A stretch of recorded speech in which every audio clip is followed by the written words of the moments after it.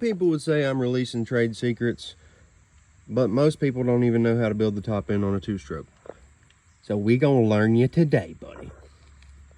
It's an old Bultaco 200. If you don't know what a Bultaco is, you need to look it up because it's pretty funny. They're out of Spain, and the guy that created them, his nickname was literally Bull Taco, and created a motorcycle called Bull Taco.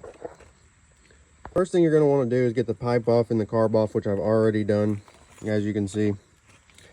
Then there's usually ever how many head bolts your engine has. Mine has 6. Yours may have 4, 6, depending on what it is, may have even more. But for now, we're just doing a simple design on a basic two-stroke. This is literally as basic as you can get. I mean, there's 2 wires coming out of the engine that keeps this thing running. Other than that, it's just fuel and oil, bud. That's all that keeps her going. She ain't even got valves or nothing. If you have valves, overhead cam, you'll have to worry about timing chain and all that. But with a two-stroke, you literally just pop these bolts off, and then you're going to want to pop this off. Then boom, you're down to your piston, which this one's already been removed, but you're down to your piston. Once you're down to your piston, it's not going to be sitting up here like this. It's going to be down in your jug. So you're going to remove your jug, like so. It's hard to do this one-handed. As you can see, 2 of the head studs are actually on the jug, and 4 of the head studs are actually on the block. And boom, you just remove the top end, and there'll usually be a gasket here, which I've already taken off to inspect all this. Then you change, this will be your head gasket. So you change, or this will be your base gasket, and this will be your head gasket. So when you do a top end on your two-stroke, it's literally that easy.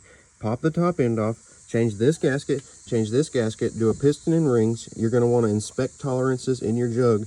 Make sure that you don't need a rehone or a rejug.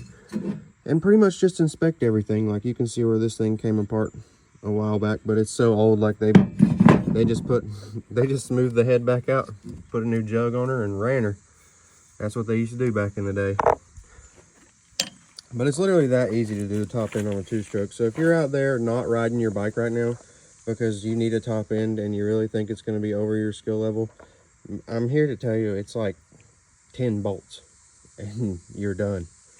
Literally, if you can do any type of puzzles, then you can literally take this apart and put it back together. It's so simple. Like you see 2 pieces laying there once I got the pipe and the carb off. That's literally a two-stroke top end.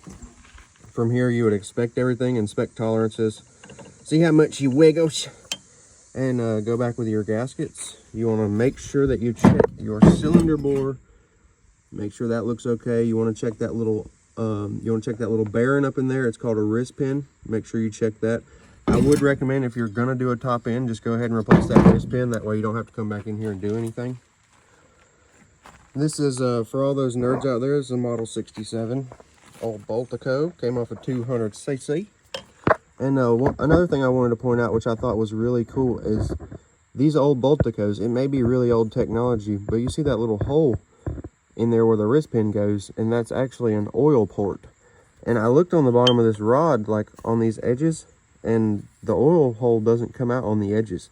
This oil port literally goes all the way through the rod down to the crankshaft. And as the engine rotates, it slams oil up through this little port, which pressurizes the oil because of the motion of the engine. And that's how your wrist pin gets oiled.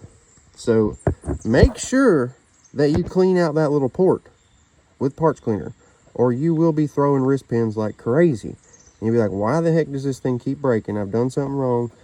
And that little buddy right in there is just dirty. Make sure you clean them up, okay? That's about it for the old Bull Taco. I appreciate y'all watching today.